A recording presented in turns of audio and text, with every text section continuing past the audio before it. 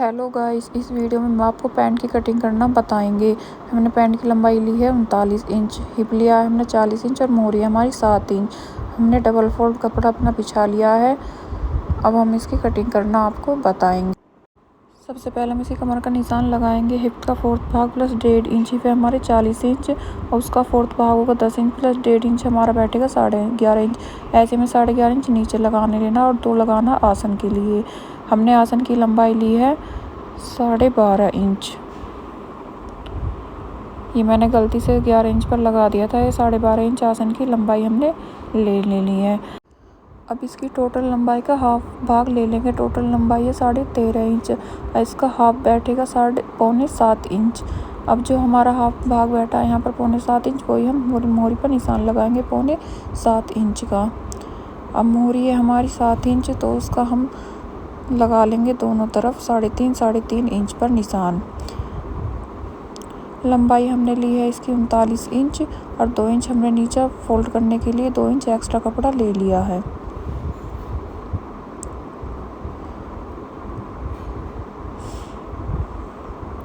अब हम इसको गोलाई दे देंगे। ये जो गोलाई देनी है ज़्यादा गहराई में नहीं देनी है, वरना कपड़ा हमारा नीचे से ऊपर की तरफ खींचेगा, तो इसलिए ज़्यादा गहराई नहीं देगी इस गोलाई में। अब हम इसको आसन से और इधर की साइड दोनों तरफ इस तरीके से मिला लेंगे। आप इसके लिए स्केल भी यूज़ कर सकते हैं। मैं ऐसे ही डायरेक्ट मिला लेती हूँ क्योंकि मैंने काफ़ी पैंट बनाई है तो मुझे प्रैक्टिस हो चुकी है। लेकिन जो अभी सिलाई सीख रहे हैं वो एक स्केल आता है, उसको ले लें और इस तरीके से दोनों निशानों को मिला लें।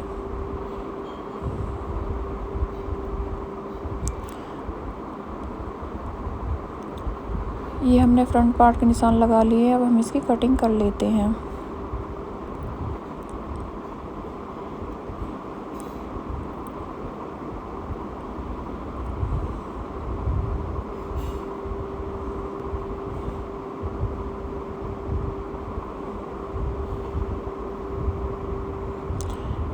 फ्रंट पार्ट की कटिंग करने के बाद हम बैक पार्ट की कटिंग करेंगे। इसके लिए बैक पार्ट को भी डबल फोल्ड बिछा लेना है और उसके ऊपर फ्रंट पार्ट को रख देना है।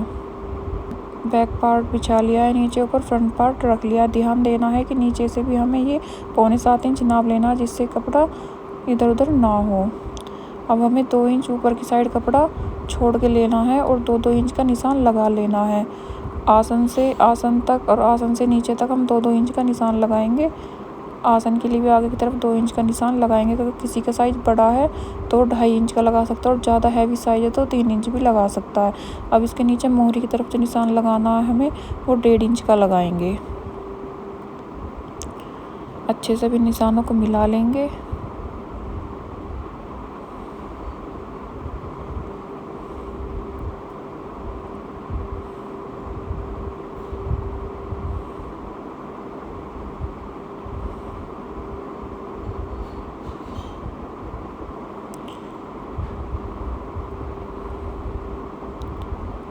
ऊपर 2 इंच का इस तरीके से निशान लगा ले।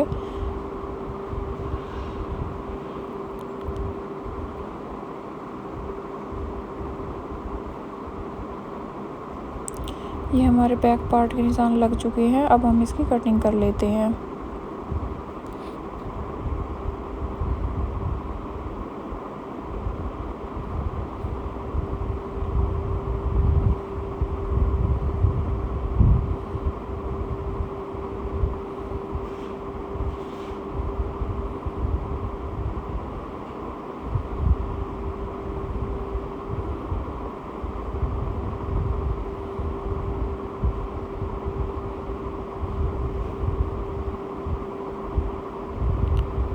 ये हमारी पैंट की कटिंग हो चुकी है। अब हमको स्टिचिंग भी इसी वीडियो में बताएंगे।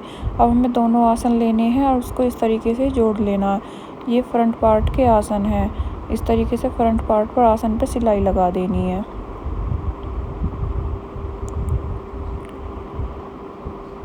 ये फ्रंट पार्ट के आसन जुड़ चुके हैं। अब हमें बैक पार्ट के आसन को भी इसी तरीके से जोड़ लेना है।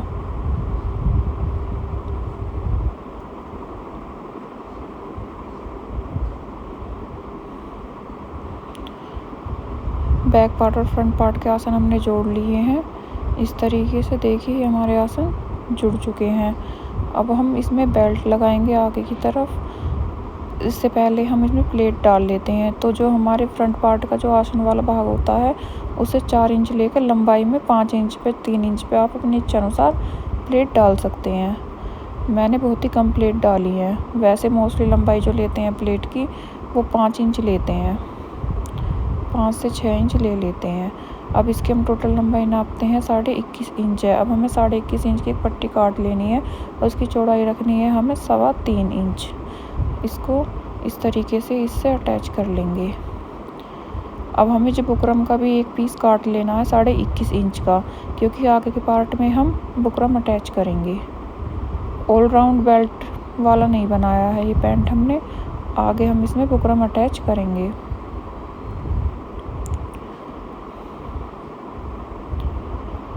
अब अगर जो बुकरम को ऐसे ही हम अटैच कर देंगे तो ये फिसलेगी, तो हमें इसके लिए क्या करना है, इस बुकरम को गम से चिपका लेना। इस तरीके से थोड़ी थोड़ी गम हमको इस तरीके से रख देनी है, इस बुकरम को चिपका लेना जिससे कि बुकरम इधर उधर ना खिसके और हमारी सिलाई एकदम परफेक्ट आए।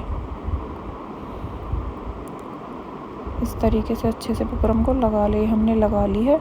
अब हम इसको अटैच कर सकते हैं अच्छे से, इस तरीके से फोल्ड करके अटैच कर लें।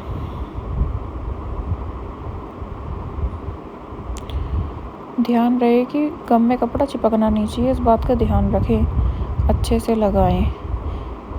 कोई भी काम हो इतना आसान नहीं होता, ऐसा लगे कभी गम में कपड़ा चिपका लो और वो खींचने लगे। अब हमें एक ऊपर की तरफ भी सिलाई लगा लेनी है। ये फ्रंट पार्ट में हमने बेल्ट लगा लिया, हम बैक पार्ट में इलास्टिक डालेंगे। इसके लिए भी हमने 3.25 इंच कपड़ा चौड़ा कपड़ा लिया है, क्योंकि हमें जो फोल्ड करना है वो 2 मीटर 2 इंच कपड़ा फोल्ड करना है इलास्टिक के लिए। इस तरीके से इस कपड़े को अटैच कर ले, क्योंकि पीछे की साइड हम इलास्टिक डालेंगे इसलिए कपड़ा अटैच करना पड़ेगा अंदर की साइड दबाने के लिए। क्योंकि हमारा ये कपड़ा कम था इसलिए हमने उसमें नहीं लिया था, अलग से अटैच किया है। इलास्टिक हमने अटैच कर लिए। अब हम दोनों साइड पहले जोड़ लेंगे। बैक पार्ट नीचे रखना, फ्रंट ऊपर रखना, इस तरीके से ऊपर करके इन दोनों को जोड़ लेना। ये हमारा बैक पार्ट नीचे है, फ्रंट पार्ट ऊपर, इस तरीके से रख के मोड़ के और सिलाई लगा देनी है। अब हम ये सिलाई नीचे तक लगा लेंगे, लेकिन हमें ध्यान रखना है कि हमारा नीचे जो मोरी होती है वो कभी कभी कपड़ा ऊपर नीचे हो जाता है, तो नीचे की मोरी को ध्यान में रख के उसी हिसाब से सिलाई लगाएं। पहले नीचे की दोनों मोरी के हिस्से को पकड़ लें और तब अच्छे से सिलाई लगाएं, वरना नीचे मोरी कपड़ा ऊपर नीचे हो जाएगा।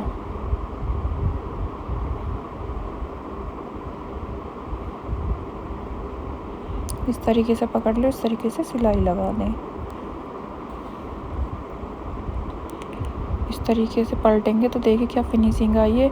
इस तरीके से बेल्ट को अटैच करने में बहुत ही अच्छी से फिनिशिंग आती है। दोनों पार्ट को इस तरीके से अटैच कर लें। अब हमने दूसरी साइड से भी अटैच कर लिया था, अब हम इसमें बेल्ट को अटैच करेंगे।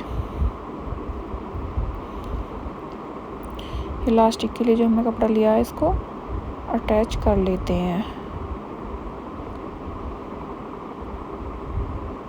ध्यान रहे कि इसमें हमारी इलास्टिक नहीं आनी चाहिए सिलाई में, वरना दिक्कत आएगी, फिर आपको सिलाई उधेड़नी पड़ेगी, फिर से करनी पड़ेगी। तो ध्यान रहे सिलाई लगाते टाइम हमारी सिलाई लगाते टाइम ये इलास्टिक सिलाई के नीचे नहीं आए। अब नीचे से इस तरीके से मोरी को फोल्ड कर लेना है।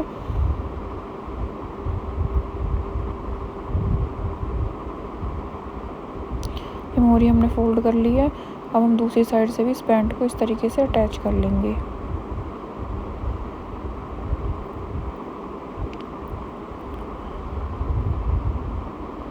अटैच करते टाइम ध्यान रखना कि दोनों आसनों को आपस में अच्छे से मिला लें।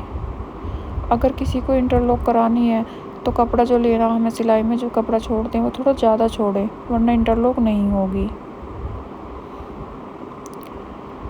मुझे इस कपड़े में इंटरलॉक की ज़रूरत नहीं थी तो मैंने फिर थोड़ा ही कपड़ा छोड़ा। अगर जो आपको इंटरलॉक करानी है तो आपको ज़्यादा कपड़ा छोड़ना पड़ेगा।